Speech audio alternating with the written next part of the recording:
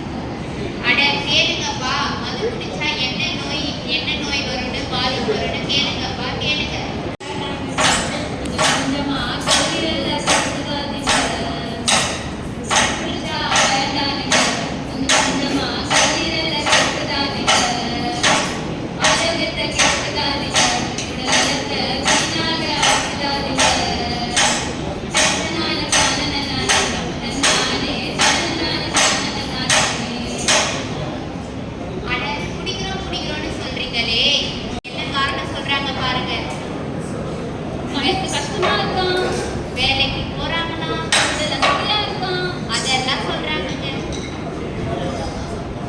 இந்த காரணம் எல்லாம் சொல்லிட்டு இருக்கவங்க நடுங்க